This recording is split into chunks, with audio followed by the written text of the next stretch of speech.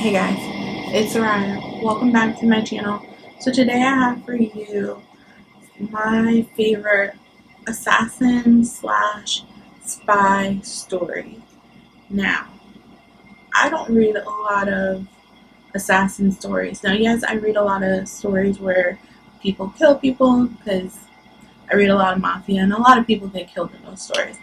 But I don't read a lot of stories about killers.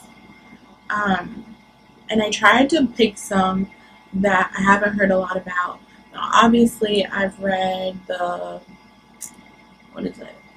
Born Darkly series, and I love that.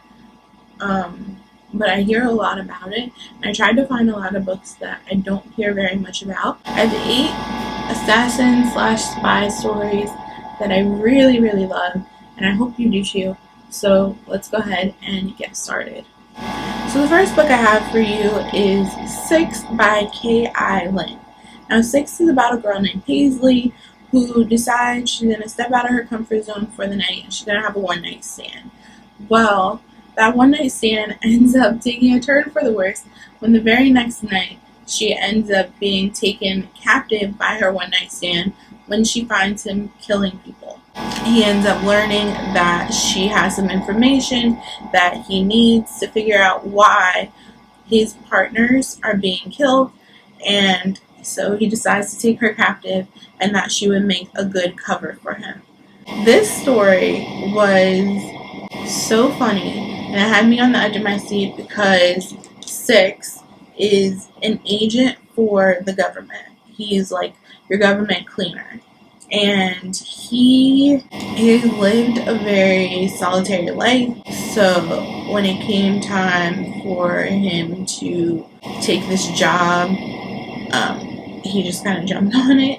And so how it works is you have secret agents and their numbers. You have 1, 2, 3, 4, 5, and 6, and he starts noticing that I don't want to call them partners, but like his co-workers aren't showing up where they're supposed to be, and eventually they start finding the bodies of these workers, of his co-workers rather. And so him and the rest of the agents are trying to figure out who is killing them and why they are killing them. It's a lot of conspiracy, and then it's even crazier because, you know, when you're that kind of secret agent, the government, a lot of people in the government rather, don't know you exist. So how can you say, or how can you really look for evidence on who's killing these people when a lot of people don't even know you exist, or they're not supposed to know you exist? So it's crazy. And then Paisley just kind of ends up falling into this, but it's so good, and I really enjoyed this story, and I think I read this within a couple hours. That's how good it was, because I don't really read books anymore like that, but I love this one. So the next story I have is actually not even one, it's a series. I think the first one is called Shaken and Stirred. I read it so long ago, I'm not even sure. Like, I'm anticipating her coming out with the next book, but anyway, it's the Kizzy Baldwin series by Sable Jordan. Now, this series is about a girl named Kizzy Baldwin, obviously, and she is an agent slash spy for the CIA, but it's not exactly the CIA. It's like a off-branch, kind of small grouping from the CIA, and within this group, she's a field agent for them, and she ends up going out and doing whatever needs to be done. If that's killing someone, if that's getting intel, anything. So she ends up with a mission where she has to sneak on to this boat owned by a guy named Xander and figure out what he knows about Harvey. And Harvey is the bomb. It's a name for a bomb that was created. So the government seems to think that he either has the bomb or he has the scientist who created the bomb. And she is supposed to go in and find his weakness, basically. So she goes onto this boat, and things do not work out exactly as she had planned. Xander is very attracted to her. He likes her, even though he really doesn't understand why, and neither does she for that matter. But she also ends up liking him. This one's very short compared to the other ones. It goes by really quickly. Not a lot happens, but a lot happens to start off the story. So if you do read this, I do recommend reading the other books in the series, because the story all comes together. Because as she has this night with Xander, and as she talks to him, she kind of starts thinking, are the people I'm working with people I can actually trust? But it's also nice to see Xander, because he is unapologetically the bad guy, and he knows he's the bad guy. He knows he's not a good guy, but he doesn't really apologize for it at all, and he is wholeheartedly proud of how devious he is, and I really enjoy that, and I find myself like laughing at their banter and like the things he says to her. I just really enjoy it. So the next book I'm going to talk about is Black by T.L. Smith. Now Black is about an assassin named Black, and he kills people because that's pretty much all he knows. It's what he's good at, so he's always stuck to it. And Black didn't have the best childhood. His mother was murdered, so he pretty much has no one. So he's just kind of stuck to this. And when he was young, and I think in high school, he met a girl named Rose, and she, one of the first people to ever show him any kind of affection or understanding or want to be around him. And then one day she disappeared and she never came back. I think it's like 10 years passed, and he's at a party for a local MC club that he works with, and he finds her doped up in a room, and he decides to take her home and get her clean, kind of figure out her story and what happened to her, where she's been. And at first he's just like, okay, I'll get her clean and then I'll send her on her way. But things don't kind of work out that way, and they end up developing this relationship where they kind of remember all of the feelings they had for each other all those years ago, and if they still have those feelings as adults, and also that they both kind of have more going on with what happened in their past than even they realized at the time. So the story kind of unfolds. So this story is actually, technically it's a series, but the main characters are only in 2 books. So it starts off with Black, and then it ends with Red. I mean, there's other books after that, like there's White and Green, but the 2 main characters' story evolves in Black and Red. And I read these 2 in a day, consecutively. Like, I finished one and then I picked up the next one. That's how good it was. And this first one leaves you on such a cliffhanger that you kind of have to move on to the next one, because, well, it's not a cliffhanger. Let me take that back. It doesn't leave you on a cliffhanger, but it's just like, oh my god, it cannot end like this. So, yeah. But I really enjoy this, and I really like Black, and how he opens up to Rose and realizes that he doesn't need to be this cold, closed-off person that he's been, because that's not who he really is. It's just all he's ever known, and I loved it so much. So the next book I have is one of the most complicated books I've ever read, and it's also the most enjoyment I've found in a book in a really long time. And that book is Captive by R.J. Lewis. Now, this book is long. I'm not even gonna lie, it's super long. I think it's like, I want to say 500 or 600 pages, so it's really long, but I feel like it needs to be that long, because you get a lot of growth and development and a lot of unfolding in the story, and you need it to be that long.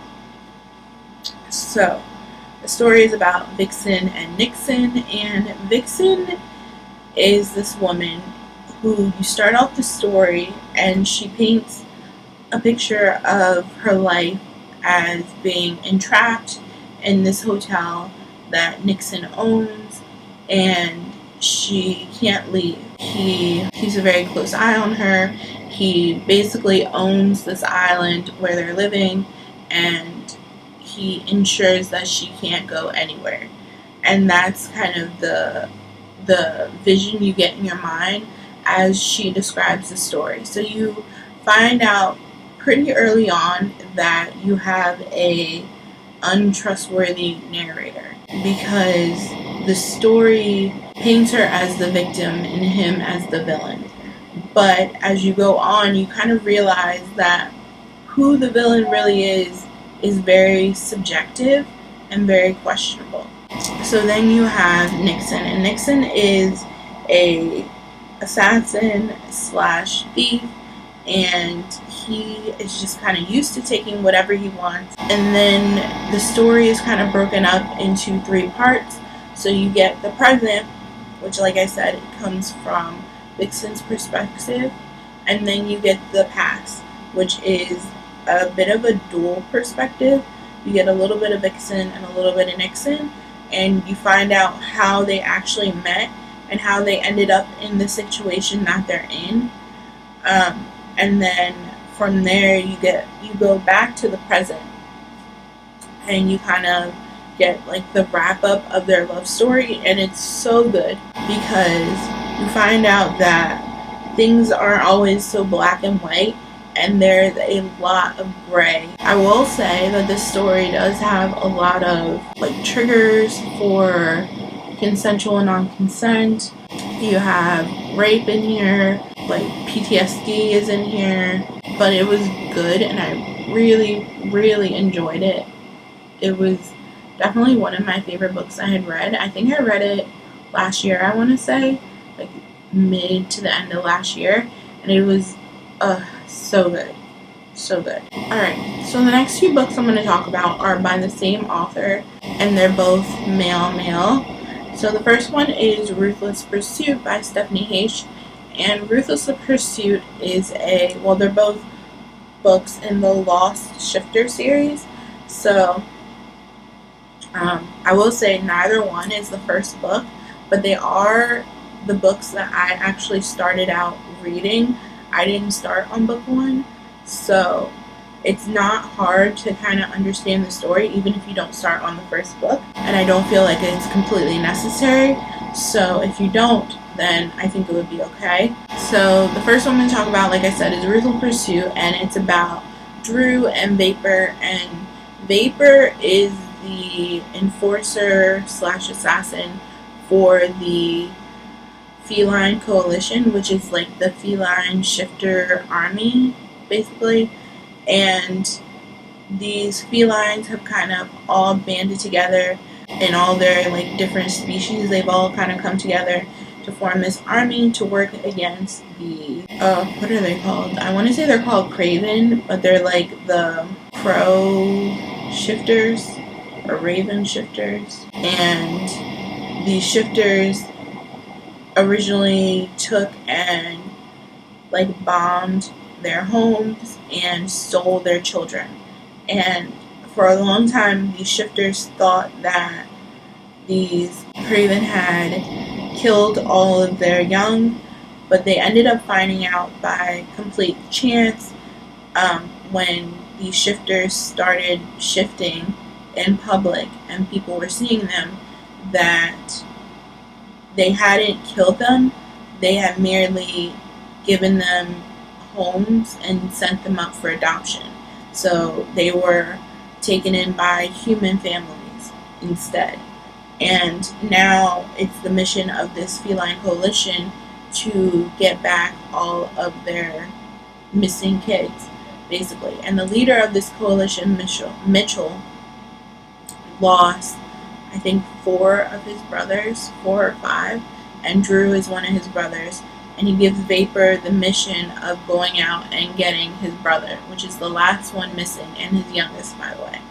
So Vapor's job is to go out and get Drew. Like, they know where he is. He's not lost, but nobody has been able to catch him because he has he's been taught since he was a kid his own kind of assassin skills and his own kind of spy, devious skills.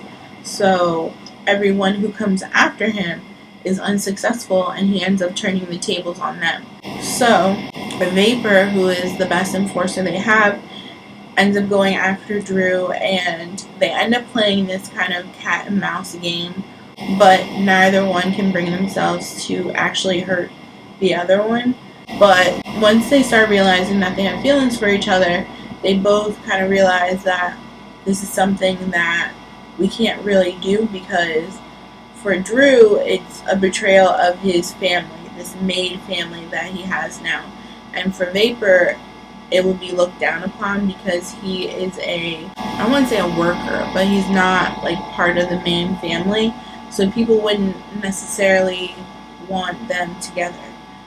And also Drew's younger than him. So they kind of like fight their feelings for each other until they realize that, or rather until Drew realizes that the things that he was told as a kid about his family not wanting him weren't necessarily true. And now he's kind of figuring out that maybe this man, who I can't remember his name, I think his name was Edward, but I'm not positive, who took him in and told him that his family didn't want him, was lying from the very beginning. So he has to kind of come to terms with that and figure out what his next step is. Does he want to go back to his family? And it's so good. It's really funny, and I think that's why I enjoyed it the most, because of the humor, and it was a quick read. It was very easy to get through, and that was another plus for it. So the next one I have is An Assassin's Touch. This one, like I said, is part of the same world, and it's one of Drew's, like his stepbrothers, like one of the brothers he had in that found family, Shane. So it's Shane and Trevor's story. Now, Shane is a leopard shifter, and every feline species has been warned to stay away from leopards because they can't be trusted. They are cutthroat. They will kill their own brother. They have no self-restraint. And so Shane is kind of left to his own devices. Most people don't go near him except for Drew and Owen, their other brother.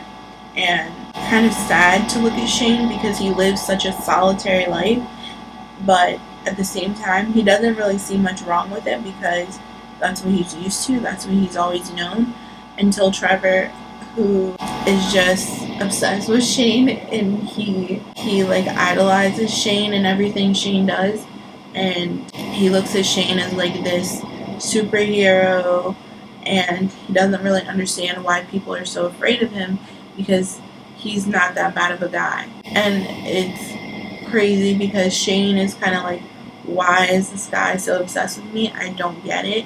And Trevor's just like, I just want to be near you. Funny and crazy at the same time, and I loved it, all of it. So, I will also say that this story does leave off on a cliffhanger. It's part of like a duet. It's part of like a duet in the series, so it's an Assassin's Touch, and then it's Shane's Fury. So the next book is A Perfect Chaos by Nishoda Rose. Now this one is hard to explain. I guess it's not that hard. So basically it's about a girl named Georgie who, when she was a teenager, her brother joined the army, and him and his best friend Deck, they both joined the army, and her brother ends up being killed in action, and Decker comes back and he doesn't. And Decker kind of blames himself for his best friend being killed, and even though he's always had a thing for Georgie, he doesn't really let himself feel that because he feels like it's a betrayal to his friend. Years go by, and Georgie has decided to live this party life. She owns a bar now, and she drinks to excess, or so you think, and she doesn't really let anyone see the real her. She lets them see like the fun party girl her, but not really the sad emotional her. And the only person who she would attempt to like get that close would be Deck, but he's put so many walls up that she can't really see them ever being a thing. So what ends up happening is some things happen to Georgie in her past, and she ends up taking up this position as a spy assassin person to kind of avenge for what happened to her. And this guy ends up sending her on missions to gain intel. At the same time as this is happening, Deck has since retired from the military, and he does what Georgie believes as security, but that's not quite what he does. So these two people who have always had feelings for each other are also very much lying to each other about who they are and what they do. And it's so funny and crazy at the same time, because you have Georgie, who is constantly baiting Deck to figure out what kind of makes him tick, and he like drives her crazy because he doesn't, or he appears not to take any of her bait, and it's so funny. But anyway, so this is kind of their love story, and then there's a lot of things that unfold. So I'm trying to be very vague about this one because there's so many, like, I don't want to say surprises, but like so many like plot twists to the story that it's almost outlandish in a sense, but at the same time it ends up making sense if you read through the series. But it's crazy, but it makes sense, if that makes sense. I don't even know, but I loved it so much. It made me laugh. I think I enjoyed it more though because I read the Terra Sunder series first by Nishoda Rose, and I think that is why I enjoyed it more. So if you could do that, that would work, but I don't think it's necessary to really enjoy the story. But there's a lot of layers to the story that you have to read it to get, and I don't want to give it away because I feel like some of those are like plot twists that you need to get in the time, but just take my word for it, it was good. So the last book I read, or the last book I'm going to talk about rather, is Her Crimson Reign by Christina Brockway. Now, Her Crimson Reign is about a girl named Six who has lived a very interesting life. She killed her brother when she was 12, I think. Either 9 or 12. I know that's a big gap, but I can't remember exactly. But she killed him when she was a little girl because he was molesting her. And he came to her room one night and she stabbed him. And she very calmly went and told her parents that she killed him. And from there, her parents kind of sent her to a family friend who pretty much taught her everything she knows.